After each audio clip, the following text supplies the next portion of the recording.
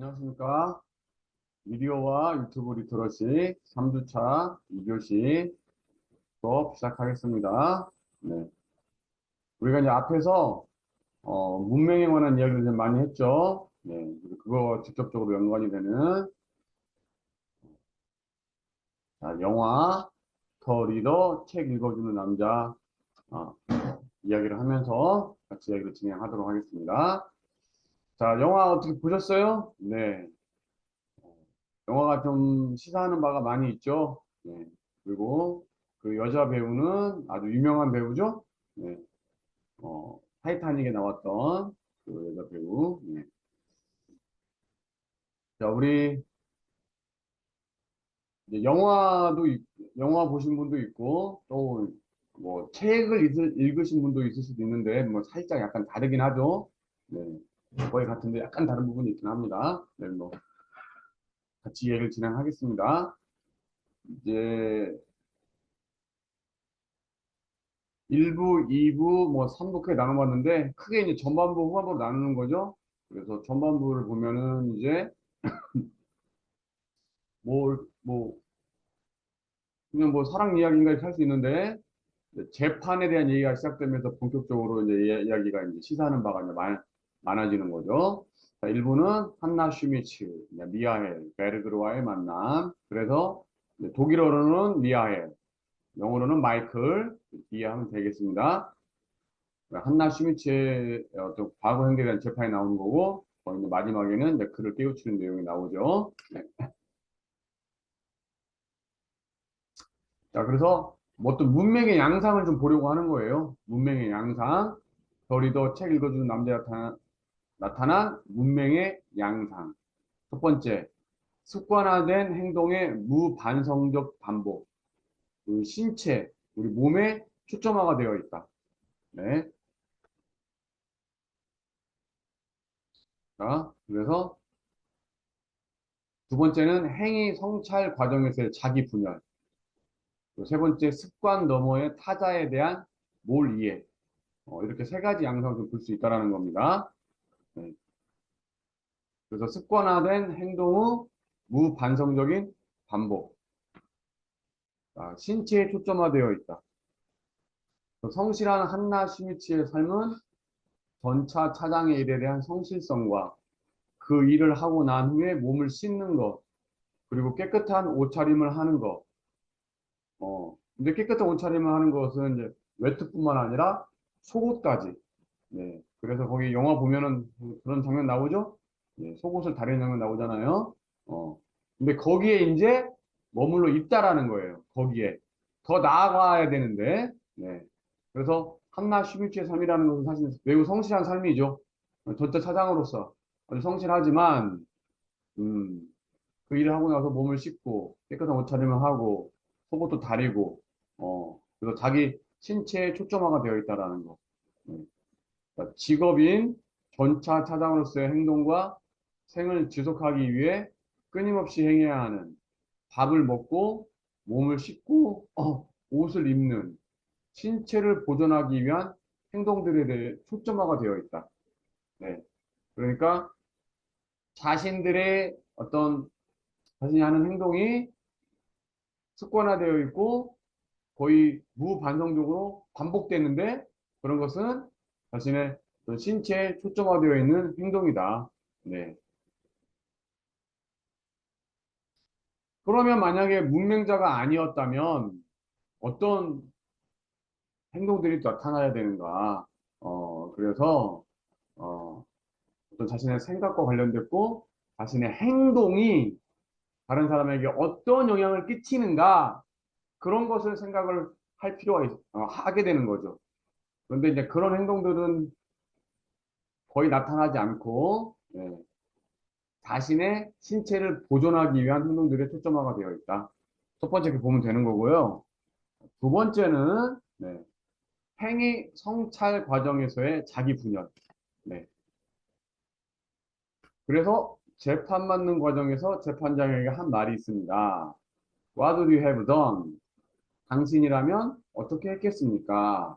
근데 자신에게 난 잘못이 없어요 라고 잘못이 없다고 말하는 것이 아니라 정말 어떻게 행동해야 하는지를 모르는 거예요. 그러니까 이제 재판이라는 것이 그러니까 우리가 전반부와 후반부를 비교해 봤을 때 전반부는 마이클과 사랑을 나누는 과정이죠. 사랑을 하다 보면 항상 좋을 때만 있는 건 아니잖아요. 갈등도 일으키고 있고. 근데 이제 거기에서 어, 갈등이 일어나니까 어떻게 합니까? 그냥 헤어져 버리죠. 그 장소를 떠나버려요. 이탈해버려요. 그러나 후반부에는 이제 재판이라는 장소로 변경이 됩니다. 재판이라는 장소는 나 재판 받기 싫어. 나 하기 싫어. 나 떠나고 싶어. 떠날 수 있나요? 떠날 수 없잖아요. 재판을 계속 받을 수밖에 없는 거예요. 그러니까 이제 자기 자신의 어떤 행동과 다른 사람의 행동, 그런 상호작용 속에서, 상호작용 과정 속에서의 어떤 일어나는 문제를 자신이 직면할 수밖에 없는 거예요. 회피할 수가 없어요. 그래서 자신이 당신이라면 어떻게 했겠습니까? 라고 말을 했어요. 나는 정말 몰라서, 나 어떻게 했는지, 모르는데? 당신은 어떻게 했냐? 좀 알려줘라. 이런 차에서 말을 하는 건데, 그 다른 사람들의 반응이 다르잖아요. 나는 몰라서 물어보는 건데, 그러면 그것을 알려주려고 하는, 네가 이런 걸 모르는구나. 그래서 내가 이걸 알려주겠다. 그런 반응이 아니고, 뭐야? 저 사람은 저런 어떻게 이상한 말을 다 할 수가 있어? 어? 정말 이상한 사람이다. 어떤 그런 반응이잖아요. 그러면서 자기가 이제 뭐예요? 다른 사람과의 상호작용 속에서 자기 윤리를 반성해보는 기회를 갖게 되는 거죠, 이제. 그 전에 마이클과의 어떤 그런 상호작용 속에서는 그냥 이탈해버렸으니까, 회피를 해버렸으니까, 그런 거를 이제, 그런 기회를 갖지 못했는데, 자신이 여기서는 이탈할 수 없기 때문에, 재판정에서는. 다른 사람들의 또 행동을 보고, 자신이 이제, 이상하다? 그래서 자기 자신을 돌이켜보게 되는 거죠. 그래서 성찰을 하게 되는 거죠. 자기 분열을 일으키게 되는 거죠. 네, 그래서, 너의 행위를 반성해봐. 라는 주위의 의견에 이제 자기 분열을 일으키는 거죠. 네. 자기 분열이라는 것은 뭡니까? 정상적인 어떤 자아 성찰을 이룰 수 없다라는 거죠. 네. 그래서 어떤 현상이 일어납니까? 자기 분열인데. 그녀는 완전히 탈진 상태였음이 틀림없다. 그녀는 법정에서만 싸운 것이 아니었다. 자신이 무엇을 할 수 있는지를 보여주기 위해서가 아니라 자신이 무엇을 할 수 없는지를 숨기기 위해서 그녀는 늘 싸우고 또 싸워왔다. 실제로는 본격적인 후퇴일 뿐인 전진과 은폐된 패배일 뿐인 승리로 점철된 삶이었다. 네, 우리 책에 이렇게 나와 있어요. 책에 170쪽에 나와 있는 건데, 자, 그래서 한나 슈미트가 이제 문맹자이다 보니까 실제는 자신이 무엇을 할 수 있는지를 보여주는 것이 아니라 내가 무엇을 할 수 없는지 글을 쓰지 못한다는 것을 숨기기 위해서 늘 투쟁했던 거죠. 그래서 실제는 후퇴일 뿐인 전진을 해왔고 실제는 패배일 뿐인 승리를 해왔던 거죠. 지금까지 계속 숨겨왔잖아요. 숨겨와서 전진해왔지만 실제 그게 후퇴였고 실제는 그게 승리가 아니라 패배였다. 음. 한나는 자신을 향해 자신의 행동이 갖는 의미를 물을 줄도 몰랐고 따라서 그에 대한 대답 또한 찾을 수 없었다. 네. 자신의 행동이 갖는 의미를 스스로 물을 수가 없었어요. 질문이 없기 때문에 답도 없는 거고. 왜냐하면 문맹자니까. 문맹자여서요. 그게 왜 그렇다는 거냐. 자, 그래서 우리가 앞에 1교시에서 좀 했죠. 그래서 사유가 제한됩니다. 생각이, 생각의 범위가 매우 좁다라는 거죠. 그래서 자신의 행동이 갖는 의미에 대해서 의미 탐구, 의미 추구 그런 걸 하지 못했다라는 거예요. 어, 앞에서 우리가 제가 의미 추구의 활동이다 그런 말씀 드렸었죠. The quest of meaning, 의미 추구의 활동, 또 사유 그런 걸 할 수 없었다. 왜? 문명자이기 때문에. 네. 그래서 자신의 행동으로부터 소외되는 거죠. 자신이 자신의 행위로부터 소외되고 또 행위에 대한 의미 탐구로서의 사유를 충실히 수행할 수 없는 사유불능의 상태를 가지게 되었다. 근데 우리가 현대사회에서, 미래사회에서 우리가 미디어 리터러시에 대한 능력이 현저히 떨어지게 되면 바로 이렇게 된다라는 거예요. 그래서 제가 앞에서 살짝 언급했지만, 태극기 부대, 이런 사람들이, 어, 바로 어떤 자신이 하는 행동, 어떤 의미를 가지는지 모르고 또 행위에 대한 의미탐구로서의 사유를 충실히 수행할 수 없는 어, 사유불능의 상태, 생각할 수 없는 사유불능의 상태. 결국은 우리가 미디어 리터러시 능력을 키운다라는 것은 사유를 많이 한다라는 거죠. 그러니까 그것이 서로 상호적으로 상호 보완적으로 발전하는 거죠. 미디어 리터러시 능력이 커지면 또 나의 사고력이 커지게 되고 사고력이 커지면 또 다시 미디어 리터러시 능력이 커지게 되는 거고 서로 상호적으로 계속 상호 보완적으로 계속 업그레이드가 되는 거죠. 그 다음에는 세 번째 습관 너머의 타자에 대한 몰 이해. 자, 미하엘과의 만남은 한나에게 욕구 충족, 성에 대한 충족이죠. 남성에 대한 충족에 대한 만족감 외에 후회 극복의 계기인 타자와의 관계를 형성해 그녀의 삶에 변화를 일으킬 수 있는 아주 중요한 기회였죠. 네. 그러나 결국은 그 기회를 그냥 날려버리게 되는 거죠. 네. 왜냐하면 마이클 미아엘을 이해할 수 없었기 때문에 우리가 함께 공유하는 생활 세계가 없었으며 그녀는 그녀 인생에서 내게 허용하고 싶은 만큼의 자리만 내주었을 뿐이다.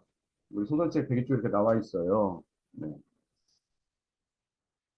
그러니까 타자에 대한 이해가 없기 때문에 공유할 수 없게 되는 거고 결국은 회피하고 이탈하게 되는 거죠. 네. 버스 차장에 대한 일을 말로 표현하지 않고 실제 행동으로 보여준다. 그래서 개념으로 구성된 언어적 조직이 갖추어 있지 지금 않았다. 이렇게 볼 수 있는 거죠. 그러니까 버스 차장에 대한 어떤 일을 마이클에게 설명하는 부분이 있어요. 그럴 때 보통 사람 같으면은 누워서 말을 하다 보면 계속 그냥 말로 이렇게 설명해 줄 수도 있는데 물론 또 보통 사람도 문자에서 아는 사람도 몸을 표현할 수도 있죠. 근데 이제 여기서 한나 시미치 같은 경우는 자기가 그런 것들을 개념으로 구성된 언어적 조직이 갖춰 있지 않기 때문에 말로 표현을 못 하는 거예요. 그러니까 몸으로 표현하는 거죠. 네. 실제 행동을 보여줍니다. 그래서 제가 이런 것들을 보면은 우리 어린 학생들이나 외국인 유학생들 제가 지도하고 있는데 그대로 나타나요. 그래서 좀 외국 유학생들 같은 경우 쉽게 말해서 우리 스피드 퀴즈 같은 걸 해요. 그래서 가방이라는 단어를 스피드 퀴즈를 하면 가방 이렇게 하면은 우리가 우리 이제 뭐 한국 학생 같은 경우 많이 한다면 어떻게 하겠습니까? 가방 그러면 우리 학교 올 때 가져오는 거 책 넣어가지고 가져오는 거 이렇게 말한단 말이에요. 책을 넣어가지고 가지고 오는 거 매는 거 이렇게 하는데 외국 학생은 그 말을 못 하니까 이 스피드 퀴즈 실제 하는데 교실을 막 두리번거려서 뛰어가가지고 그 가방을 가져와서 이거 이렇게 말해요. 이거. 그러면 학생들이 가방 이렇게 맞춥니다. 네. 그래서 제가 외국 학생들한테 한국 언어를 가르치고 있는 건데 한국 언어를 가르치기 위해서 이런 스피드 퀴즈 같은 경우에는 행동을 최대한 자제해라 이렇게 이제 제가 요구를 하는데 그런 개념으로 구성된 언어 조직이 갖춰 있지 않기 때문에 몸으로 보여준다라는 거죠. 네. 그래서 이런 사유의 어떤 세계가 어, 재현되어 있기 때문에 타자에 대한 이해도가 굉장히 떨어지는 거죠.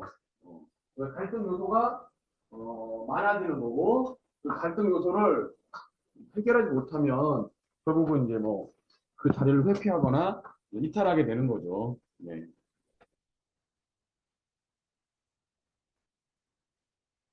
자, 그래서 제가 이제 한 가지 읽어드리면 이런 구절이 있습니다. 다른 책인데요.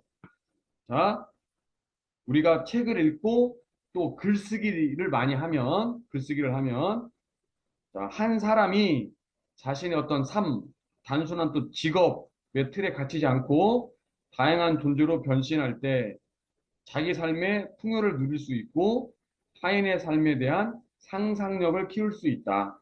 이렇게 되는 거죠. 네. 그래서 책을 읽고 또 글쓰기 활동을 하게 되면 우리가 다양한 존재로 변신하면서 자기 삶의 풍요를 누릴 수 있고 타인의 삶에 대한 상상력을 키울 수 있다. 뭐 이런 구절이 있습니다. 네. 글쓰기의 최전선이라는 책에 은유 작가가 썼어요. 네. 그래서 타자에 대한 어떤 상상력을 높일 수 있다라는 거죠. 그리고 타자에 대한 이해도가 높아진다라는 거죠. 네. 신체에 밴 습관을 깨고 사유가 들어설 틈이 존재하지 않았다라는 거죠. 신체에 밴 습관을 깨고 사유가 들어설 틈이 존재하지 않았다. 언어적 걸림물이자 반성의 산물인 자기 자신이 부재하고 있는 거죠. 타자에 대한 이해의 기저에 놓인 언어를 지니고 있지 않기 때문에 타자에 대한 이해의 기저에 놓인 언어 가지고 있지 않기 때문에 타자에 대한 이해가 이루어지지 않으면 결국 자신뿐만 아니라 타자에게서 결국은 소외를 경험할 수밖에 없는 거죠. 자, 언어를 통한 타자와의 상호작용을 통해 의미를 포착하는 상호 주관적 경험은 자기를 형성하고 자기를 경험하는 행동들의 결합은 주체의 성격을 형성하게 됩니다. 그러니까 여기서 언어라는 문자 언어를 말하는 거죠. 자, 물론 음성 언어로서 이루어질 수 있긴 한데 매우 미약합니다. 문자 언어를 통한 타자와의 상호작용을 통해 의미를 포착하는 상호 주관적 경험, 자기를 형성하고 자기를 경험하는 행동들의 결합은 주체의 성격을 형성하게 한다.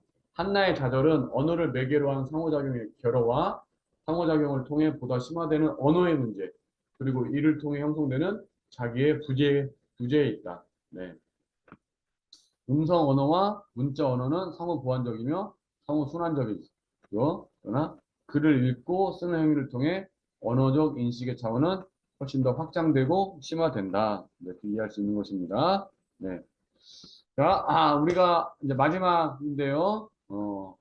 우리가 그, 뭐 영화 한 편을 보고 여러분들이 생각하는 바가 많이 있을 것이고 네, 그것에 대해서 우리가 이제 미디어 리터러시와 연결지어서 이야기를 해보고 있는데 자, 세상과 상호작용할 수 있는 중요한 수단이 우리가 언어가 되고 문자 언어가 되고 그게 이제 현대에서는 바로 뭐다? 미디어 리터러시라는 거죠. 그 미디어 리터러시를 통한 이 상호작용은 타인을 포함한 세계를 이해할 수 있는 기회와 자기 자신을 성찰하여 자기 서사를 구축할 수 있는 기회를 제공한다. 네. 그 미디어 리터러시를 통해서 우리가 미디어 리터러시 또한 상호작용을 통해서 세계를 이해할 수 있는 기회, 또 내 자신을 성찰할 수 있는 기회, 그러므로 해서 자기 서사를 구축할 수 있는 기회, 이런 것들을 다 가질 수 있다라는 거예요. 네. 단순히 어떤 정보를 받아들이는 수준에서 끝나는 것이 아니라 네, 자신을 업데이트를 할 수 있는 성장할 수 있는 기회를 가질 수 있다. 리터러시를 통해서 현대사회에서 미디어 리터러시를 통한 건전한 자기윤리의 확립, 자기 건설의 기본이 된다는 거죠. 네. 그래서 건전한 자기윤리를 가질 수 있다는 거예요. 무엇을 통해서? 우리가 미디어 리터러시를 통해서. 그래서 건전한 자기윤리를 확립할 수 있다. 자기 건설의 기본 전제가 된다. 네. 미디어 리터러시를 통해서 충분히 이런 것을 이루어낼 수 있다는 뜻입니다. 네. 그러면 제가 준비한 건 여기까지 하고 이제 바로 이어서 동료들이 발표한 성공 컨텐츠 분석 그리고 자기 자신의 개인 채널 설정 발표를 들어보겠습니다. 네. 제 수업은 여기서 네, 제 수업은 여기서 마치겠습니다. 안녕하십니까. 토탈 뷰티학과 성인 학습자 과정의 안유나입니다. 네, 주제로 내어주신 그 성공한 컨텐츠 분석에 관한 발표를 시작하겠습니다. 네, 먼저 제가 그 성공한 컨텐츠 유튜브라고 생각한 채널의 그 채널명은 그 김복준의 사건 의뢰라고 하는 채널이고요. 네, 그 2018년 8월 24일에 채널이 처음 만들어져서 네, 현재 47만 2천 명에 달하는 구독자 수 그리고 3억 뷰 이상의 조회수를 기록을 하고 있습니다. 네, 동영상 수는 1,100개, 그리고 스텝 수는 그 메인 진행자 1명, 그리고 서브 진행자 2명, 총 진행 3명과 스텝 2분이 있습니다. 네, 방송 횟수는 주 5회 업로드되고 있고, 네, 업로드의 유형은 그 대한민국에서 일어났던 살인 사건을 중심으로 그 대화 형식으로 사건을 분석을 하는 형태로 업로드되고 있습니다. 네, 그 성공의 근거를 본격적으로 말씀드리기에 앞서서 이제 간단하게 진행자의 소개를 살펴본다면 보다 이해도를 높이는 데 도움이 될 것 같아서 이렇게 진행자 소개를 먼저 올렸는데요. 네, 화면에서 먼저 확인하실 수 있는 것과 같이 그 김복준 교수님이 메인 진행자이시고요. 네, 염건영 교수님 서브 진행자, 그리고 홍유진 박사님 서브 진행자이십니다. 네, 스펙을 확인해 보시면은 이제 지금 현재까지 그 현대 그 한국 범죄학에서 굉장히 기여도가 높으신 분들이라는 것을 확인을 하실 수가 있어요. 네, 그러면 본격적으로 성공을 했다라고 말을 할 수 있는 객관적인 근거에 대해서 살펴보겠습니다. 네, 먼저 그 첫 번째. 네, 이 채널의 주인장인 김복준 교수님은 32년 경력의 형사, 그 안에서도 수사 과장 출신이십니다. 네, 32년 경력 세월에서 그 묻어나오는 경험, 그리고 그 속에서 만들어지는 사건 일지, 그리고 뭐 인맥, 등을 통해서 그 얻으신 그 정보로 인해서 정보를 제공을 해주시기 때문에 네, 굉장히 전문적이고 그리고 그 지식 정보의 그 신뢰도가 높다라고 보여집니다. 그래서 성공의 근거로서 한 가지를 생각을 했고요. 그리고 두 번째에서는 이 사건 범죄라고 하는 그 씬에서 그 네로라는 고정 패널 두 분으로 그 서브 진행이 이루어지고 있다라는 건데 사실 그 첫 번째 초창기에 그 서브 진행자셨던 그 김은희 씨는 현재는 하고 있지 않으신데요. 그분도 역시 그 프로파일러 출신이셨었고 그 현재 염건영 교수님은 뭐 그알이라든지 뭐 궁금한 이야기 Y라든지 이런 그 정규 방송에서도 그 범죄에 관한 그 자문으로서 그 화면에 한 번씩 등장을 하실 정도로 이렇게 저명하십니다. 그리고 그 현 그 서브 진행자 그 홍유진 진술분석관이시거든요. 그래서 굉장히 전문성이 있으신 그 두 분을 서브 진행자로서 어, 고정 패널로서 이제 있다라는 점에서도 그 근거를 찾을 수가 있을 것 같습니다. 네, 그다음에 세 번째로서는 그 사건 의뢰 채널은 그 채널 안에서 뭐를 운영을 하고 있어요. 네, 구독자들 중에서도 그 자영업을 하시는 분들은 그 후원 차원에서 그 광고료를 내고 그 본인들은 그 물건을 팔 수 있는 그런 슈퍼마켓을 이렇게 만들어 주신 거죠. 그래서 그 몰에서 수익을 창출하시는 형태로. 그래서 50만에 가까운 구독자가 있기 때문에 그 50만의 고객을 잠정적으로 유치할 수 있다라는 점에서 그리고 이 채널은 광고료를 받을 수 있다라는 점에서 다 같이 윈윈 할 수 있는 그런 시스템을 구축했다라고 하는 점 그리고 이 사건 의뢰 채널을 시작한 이후로 그 김복진 교수님께서 꾸준히 그 저작 활동을 하고 계세요. 네, 특히 그 대한민국 살인사건이라는 책의 그 수익은 그 범죄로 인한 피해를 입으신 분들 네, 혹은 그 남겨진 유가족들을 위해서 그 기부를 한다라고 하는 것을 밝히셨거든요. 네, 그런 점에서 저는 성공했다라고 생각을 합니다. 그리고 마지막으로 사실 처음 초창기에는 대한민국의 살인사건이라는 주제로 금요일 저녁에 주 1회만 업로드 되었었는데요. 점차 2회, 그 다음에 뭐 3회 이런 식으로 확장이 되어지면서 현재는 주 5회. 그 로딩 시간도 상당히 길어요. 거의 뭐 40분에서 1시간이 넘는 경우도 있을 정도로 그 방대한 양의 영상이 업로드 되고 있어요. 조금 자세히 살펴보자면 그 월요일에는 실시간 브리핑을 하면서 그 한 주 동안 있었던 사건 사고 내지는 이슈를 다루면서 실시간 채팅창까지 열어서 그 구독자들과 함께 교류를 하거든요. 그때 이제 그 채팅창에 같이 모이는 그 팬들이 거의 5천 명에 가까운 뭐 적게는 3천 명, 5천 명 정도에 가까운 사람들이 동시 접속을 해서 거의 채팅창이 마비가 되는 정도로 이렇게 모이는 것을 어, 봤어요. 그리고 화, 수, 목은 뭐 미제 사건, 뭐 진술 분석으로 인한 뭐 사건 해결, 사례, 그다음에 목요일은 뭐 해외 살인 사건, 뭐 이런 식으로 조금 요일은 바뀔 수 있는데 이런 소재를 다루면서 업로드를 하고 금요일은 정해져 있어요. 딱 대한민국의 살인 사건 처음부터 쭉 지금까지 바뀌지 않은 그 주제, 대한민국의 살인 사건을 메인 컨텐츠로 금요일 밤에 올라오는 형식으로. 네, 이렇게 꾸준히 번창을 해가면서 영상이 만들어지고 그리고 조금 시스템이 구축이 되어져 가는 것을 본다면 역시 성공을 했다라고 판단되는 근거라고 볼 수 있을 것 같습니다. 네, 이상 객관적인 근거였고요. 네, 이제는 제가 보는 성공할 수밖에 없었던 이유를 발표하겠습니다. 네, 먼저 가장 큰 것은 사실 김복준 교수님의 팬덤이 굉장히 두텁고 김복준이라는 사람에 대한 신망이 굉장히 깊어요. 팬들이. 32년간의 형사 생활을 퇴직을 하고 나서 뉴스에서 굉장히 많이 출연을 뉴스에 하셨거든요.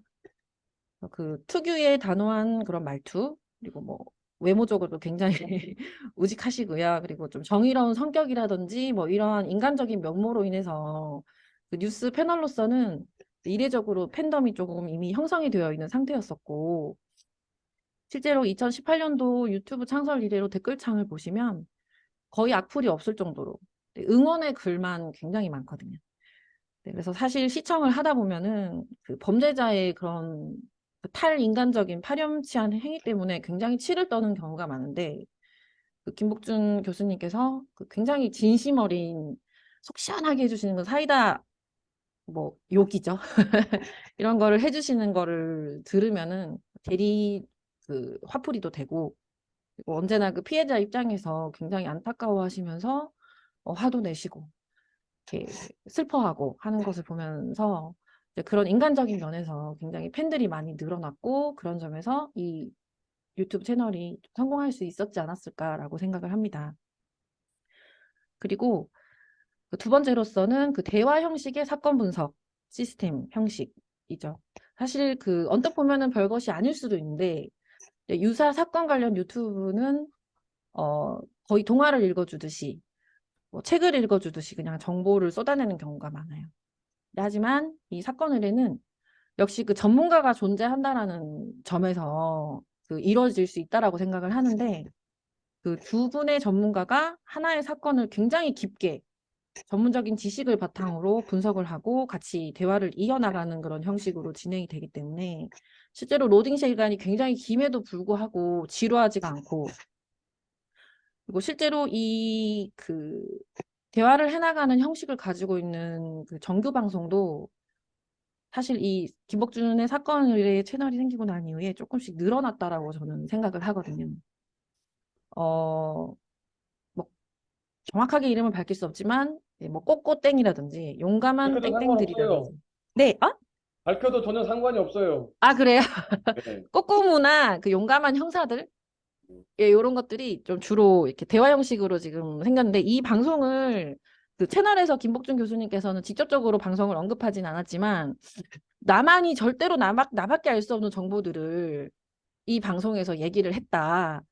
그래서 적어도 뭐 그런 것을 사용을 한다면 이제 양해를 구하거나 그런 것이 예의가 아니냐면서 화를 냈던 경우도 있었었거든요. 그래서 김복준의 사건 의뢰를 1회 때부터 꾸준히 봐온 사람으로서 사건 의뢰 구독자 수가 한 20만에서 30만 정도를 넘어섰을 때 실제로 사건을 다루는 방송들이 많이 생겨난 건 사실이에요. 그래서 이런 점들을 봤을 때 그런 정규 방송의 중앙 방송에서 모티브가 될 만한 그런 방송의 형태 그리고 내용 그런 깊이를 가지고 있지 않나. 그래서 성공한 이유 중에 하나다라고 저는 생각을 했습니다. 그리고 마지막으로 김복준의 사건 의뢰는 사실 처음부터 지금까지 취지를 굉장히 일관성 있게 또 강력하게 말씀을 해왔거든요. 실제로 취지가 흔들린 적도 없었어요. 근데 그것이 첫 번째로는 가장 큰 취지는 사건 사고의 예방 그리고 피해자 혹은 유가족들을 향한 애도 이것이 가장 큰 취지였고요. 그리고 두 번째로는 이제 범죄라는 것은 살인 사건, 뭐 범죄 이런 것들은 단순히 흥미나 뭐 재미가 아닌 그 범죄 수사라는 학문적인 관점에서 분석 연구가 되어져야 된다라는 그런 사명감. 이 두 가지로 이제 이 유튜브 채널을 굉장히 중심이 반듯하게 서 있는 그런 채널이거든요. 그래서 그런 것들이 구독자들의 마음에 영향을 끼치고 그것이 성공적인 결과를 내었다라고 생각이 되어집니다. 뭐 누구든 뭐 어떤 일이든 중심이 확실하다면 성공으로 이어질 수밖에 없다라고 저는 생각을 해서 뭐 지금도 성공을 했지만 앞으로도 더 큰 성공을 이룰 수 있는 채널이 아닐까라고 생각을 합니다. 네, 이상. 그럼 여기서 잠깐 이제 이 얘기를 하고 개인 채널 네, 있죠.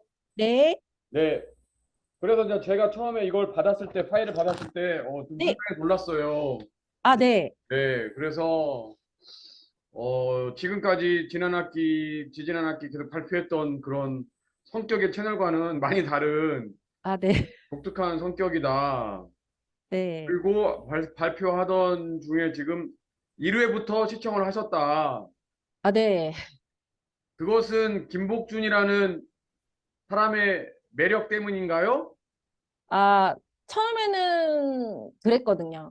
그 뉴스를 굉장히 제가 좋아를 해서, 아, 네, 그래서 사건 반장이라든지 그 뉴스파이터 이런 거를 좋아해가지고 보다가 보니까 매력을 좀 느꼈고 우연히 알게 됐어요. 이분이 유튜브를 한다는 것을. 네.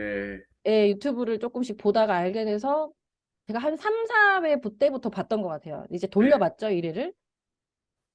그래서 이제 알게 됐죠. 보게 그러면 됐고. 네, 우리 지금 발표하신 하구님의 네. 어떤 내적 동기가 있나요? 예를 들어서 뭐 어렸을 때 꿈이 경찰이나 아, 프로파일 이런 거였는데 지금 현재 그런 일을 하고 계시는 건 아니죠? 아니에요. 그런 건 아니고, 음. 사실 자녀를 키우다 보니 좀 혼자서 조금 이렇게, 뭔가 좀, 이렇게, 뭔가 보호를 해야 된다라는 그 존재가 생기다 보니까 자연스럽게 조금 그런 범죄라든지 뭐 이런 거를 내가 미리 조금 시뮬레이션을 하는 그런 이미지 트레이닝을 하는 그런 게 조금 성격적으로 좀 그런 게 있었던 것 같아요.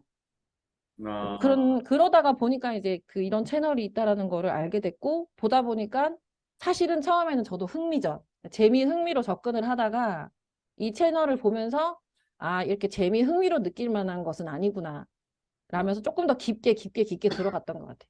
네. 음. 그래서 이제 우리가 첫 페이지부터 보면 네, 이제 구독자 수가 47만 명 정도 되는데 네, 이제 어떻게 보면 대중적인 채널에서의 구독자 수는 보통 100만 명 이상이기 때문에 그렇죠. 네, 맞아요. 그렇지만 어떤 좀 매니아 층을 타겟으로 한 유튜브 채널 치고는 맞아요. 3만 네. 명이면 적지 않은 숫자다. 네, 저도 그렇게 생각을 해서. 네, 그렇게 볼 수 있고 아까 동시 접속할 수 있는 그 지금 방송은 월요일만 가능한 거예요? 네, 월요일 그 저녁에 시간이 정해져 있어요. 그 네. 시간에 채팅창을 열어서 이렇게 팬들하고 소통하는 시간이 있어요. 화수 목금은 녹화하고요. 그 월요일에 몰아서 녹화를 하고 아, 방, 그렇구나. 월요일이 아닐 수도 있어요. 근데 한 날에 몰아서 녹화를 음. 하고 방송은 하루하루 이렇게 따로 올리는 걸로 저는 알고 근데 이제 있어요. 실시간 하는 것은 월요일 그 맞아요. 예, 하나뿐인데 그날이 아마 녹화 날인 걸로 알고 있어요. 지금 동시 접속자 수를 3천에서 5천으로 말씀하셨어요? 동시 접속자 수 그 채널 그 채팅창이죠. 네. 예, 그런 게 한참 정말 인기가 많았을 때는 5천 명 아, 정도였었고 그러니까 지금은 제가 월요일에 맞춰서 못 듣는 상황이라 음, 어떻게 바뀌었는지는 잘 모르겠어요. 그것도 지금 대중적인 채널에서의 5천 명은 적은 숫자거든요. 아, 그래요? 네, 대중적인 채널에서는 보통 2, 3만 명, 많게는 5만 음, 명까지 가거든요. 네, 근데 이것은 좀 대중적인 채널 일은 아니고 매니아층을 타겟으로 하는 거기 때문에 네, 3천 명 정도, 5천 명 정도 들으면 이것도 적지 않은 숫자다. 네, 음, 그렇게 볼 수 있겠습니다. 네, 그래서 어, 여성분이 이런 채널을 좋아하신다고 해서 네. 저는 아주 어렸을 때 꿈이 경찰이었어요. 아, 그래요? 네, 그래서 근데 이거 채널 좀 몰랐는데 한번 꼭 보셨으면 좋겠어요. 보면은 재밌을 것 같아요. 1회부터 사실은 정말 이렇게 말씀드리면 조금 제가 죄스러운 마음은 있는데 1회부터 한 100회 정도까지가 굉장히 심도 있어요. 아, 대한민국에서 그렇군요. 굉장히 유명하다는 살인 사건은 거의 다 거기 다 나오거든요. 1회부터 100회 100회까지가 정도 사이가 네, 아주 유명한 지금 사건을 다루고 있다고 네, 네, 합니다. 맞습니다. 네. 네, 그래서 이거 방송 횟수가 주 5회면 물론 녹화는 네, 하루에 하겠지만 주 5회 이게 적지 않은 거거든요. 네, 맞아요. 러닝 그 타임이 양도 40분 굉장히 많습니다. 이상이잖아요. 네, 음, 와, 네. 그래서 이렇게 정말 유튜브라는 세계가 네. 정말 무궁무진합니다. 네. 아, 너무 경찰이 꾸미셨다고 하니까 또 갑자기 기분이 확 너무 좋아지는데요. 네. 공감을 받을 수 그래서 있을 것 같아가지고. 음, 재밌을 것 같아요. 네. 음. 네. 잘 들었고요. 다음은 네, 개인 채널 듣도록 하겠습니다. 네. 네. 자, 개인 채널 컨셉 설정에 대해서 발표를 하겠습니다. 네, 채널명은 사실 좀 진부하긴 한데 인싸라고 하는 거를 제가 연상을 해서 네, 너무 조금 구닥다린 것 같아서 인사로 인생은 40부터라고 하는 사실은 부제입니다. 채널명. 그리고 제작 목적은 뭐 일상을 공유하는 형태로 목적으로. 그다음에 업로드 횟수는 사실 처음에는 주 1회를 목표로 하고 있고요. 제가 조금 익숙해진다면 주 2회 정도까지도 해볼 수 있다라면이라고 생각을 하고 있습니다. 동영상 시간은 제가 그 취미로 생각을 하고 있는, 취미로 다루고 있는 것들이 많아서 네, 3분에서 30분 정도 좀 유동적으로 동영상 시간을 올리고 싶습니다. 채널의 취지나 성격은 대한민국 아줌마들이 굉장히 바쁘게 살기 때문에 24시간이 모자란 일상을 같이 공유를 하면서 공감을 하자라는 취지로서 만들려고 합니다. 네, 채널의 특징은 네, 일, 육아, 공부, 취미 생활을 모두 성공적으로 완수를 하기 위해서 네, 하루하루 고군분투하는 아줌마의 일상을 다룸으로써 이 한국 대한민국에서 여자, 그다음에 엄마, 아내, 그리고 한 사람으로서 잘 살고자 하는 모습을 굉장히 노력하는 그런 모습을 공유함으로써 같은 상황에 처해 있는 대한민국 아줌마들과 공감을 하기 위해 그런 소통을 하기 위한 컨텐츠입니다. 네, 브이로그의 소재는 이제 제가 전직은 일본어 강사이고 현직은 타투이스트거든요. 그래서 좀 전문성 있는 그런 지식도 전달이 가능하지 않을까라고 기대를 하고 있고요. 네, 초등학교 1학년 자녀를 둔 엄마로서 네, 아이와 소통하는 모습을 조금 진솔하게 기록을 하고 싶고 네, 자아 실현을 위해서 도전하고 있는 그런 취미 생활. 네, 특히 굉장히 좋아하는 건 사실 만화나 애니를 보는 거거든요.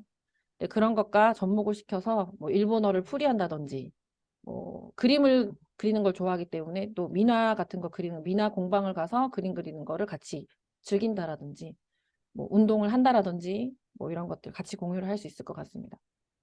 그리고 뭐 다들 좋아하시는 맛집 그리고 명소, 여행 이런 것도 공유를 할 수 있다면 좋겠다라고 생각을 하고 있습니다. 이상 개인 채널 컨셉도 발표를 마치겠습니다. 네. 그래서 일단 여기서 가장 인상적인 것은 그 네, 채널명 자체가 아주 네, 잘하셨어요. 채널명이. 네.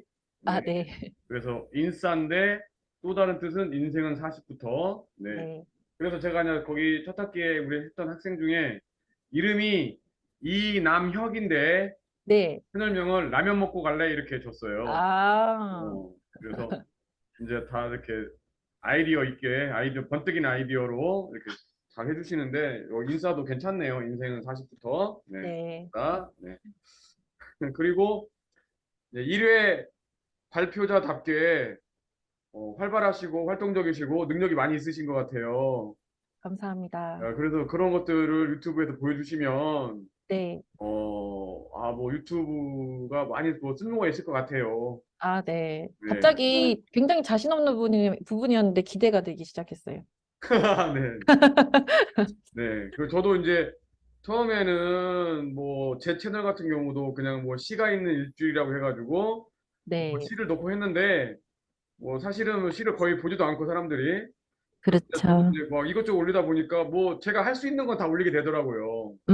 네, 일단은 그래서 뭐 근데 뭐 할 수 있는 거 뭐 능력이 많으시니까 많이 올리시면 뭐 인기 있는 채널이 될 것 같기도 하고 현재 네, 지금 타투이스트라시는 거죠? 네, 네. 그러니까 문신을 이제 새기고 쉽게 말해서 네. 조금 문신을 지금 가깝게 느껴지지 않을까 해서. 네. 한 가지만 여쭤보면 네, 그러니까 문신이 영원히 가는 문신이 있는 거고 한 2, 3년 가는 문신이 있는 거고 한 일주일 가는 문신이 있는 거 다 그런 거죠? 아, 저는 영원히 가는 문신을 하고 있습니다. 아, 그러면은 그 학우님한테 가면은 뭐 한 전 2, 3년만 하고 싶다 그러면 못 하는 거예요? 아, 그거는? 못해요. 저는 바느질을 확실하게 꼼꼼하게 해드려서. 아, 또 그런 차이가 있군요. 저는 전혀 네. 모르기 때문에 네. 뭐 헤라 이런 것도 있는 거죠? 헤나는 저는 하지 않습니다. 오로지 바늘만 씁니다. 아, 그러니까 헤나 이런 게 좀 짧은 거지 2, 3년인 아, 건가요? 맞습니다. 네. 그거는 아, 한 그렇죠, 그렇죠. 일주일에서 열흘 정도에 지워집니다. 네, 그래서 저는 영원히 가는 거는 좀 하긴 좀 그렇고 네, 네. 뭐 헤나 이런 걸 한번 해볼까? 아, 어차피 이제 뭐 한 번 사는 인생인데 어, 한번 예, 어. 맛을 보시는 것도 괜찮을 것 같아요. 아, 네, 네. 그렇군요. 그리고 전직 일본어 강사라고 하시니까 네. 제가 일본어를 하신다고 하면은 제가 할 줄 아는 일본어가 딱 하나 있거든요. 아, 어떤 거죠? 와타시노 무스코와 바스켓볼 센스 데스. 아, 유창하십니다. 그래서 그걸 일본어를 배울 때 저희 아들이 초등학교 농구 선수였어요. 근데 아, 지금은 농구를 안 하거든요. 네. 그래서 또 이제 또 아는 사람한테 그렇게 제가 그 얘기를 했더니 그러면 아빠가 하는 일본어를 일본어가 이게 진실성 있게 들리려면 아들이 계속 농구를 해야겠네요 이랬다고. 그렇지. 계속 농구를 해야. 지금 안 하는데 자 그러면은 네. 아마추어 와타시노 무스코와 바스켓볼 센스 데스인데 네. 근데 우리 아들이 아마추어로서는 지금 선수를 하고 있거든요. 아, 네. 그럼 어떻게 하면 될까요? 와타시노 무스코와 바스켓볼을 選手です。그리고 아, 이마와 아마노 選手です. 아마추어까지는 이 얘기를 안 하고요. 네. 일본 사람들은 아마 내지는 프로 이렇게 얘기를 그러니까 하거든요. 아마 그러면 네, 이마와 아마대活動しています. 활동하고 있습니다. 아니 그러니까 그 너무 어렵고 제가 네. 기존에 알고 있는 거에다가 이제 추가를 해야죠. 아, 이마와 選手じゃないです. 와타시노 무스코와 아마 바스켓볼 센스 데스 그러면 돼요? 그렇죠. 그렇죠. 아, 바스켓볼 앞에 아마 아마. 어, 와타시노 무스코와 아마 바스켓볼 센스 데스. 아마노. 네. 예. 아, 오늘 하나 제대로 배웠습니다. 네. 네. 자, 우리 안윤아 하구님이 발표를 정말 잘해주셨고, 그래서 그 후에 하시는 분들이 많은 도움이 될 거라고 생각하고, 네. 이거 말고도 따로 또, 하나는 더 같이 해주셨어요. 그래서 그것도, 아주, 잘 작성을 해주셨어요. 그 제목이 뭐였죠? 허팝? 허팝이요. 그거는 딸을 통해서 알게 된 네, 유튜브라 제가 사실은 꼼꼼하게 보지를 못해서 발표를 하기에는 적절하지 않다라고 생각을 했었거든요. 네. 근데 이제 음. 허팝은 간단하게 소개해 주시면 어떤 채널이었죠? 아, 허팝은 그냥 요즘 아이들이 좋아하는 걸 다 하는 채널이에요. 음. 뭐 실험, 게임, 뭐 일상, 여행, 뭐 어른들도 충분히 조금 공감할 수 있는 그런 영상을 올리거든요. 네. 그래서 허팝이라는 네. 채널인데, 음. 요거는 이제 구독자 수가 현재 410만 명. 네, 어마어마해요. 네, 그리고, 초등학생이 좋아하는 이제 채널이군요. 네, 맞아요. 네. 그래서 이렇게 두 가지 저한테 보내주셨고, 네. 발표는 여기 김복준, 여기 좀 하셨습니다. 네. 잘하셨고요. 자, 그러면 다른 학우님들도, 좋은 참고가 됐을 거라고 생각합니다. 네. 그러면, 안유나 학우님의 발표는 여기서 마치겠습니다. 네, 감사합니다. 예, 잠시.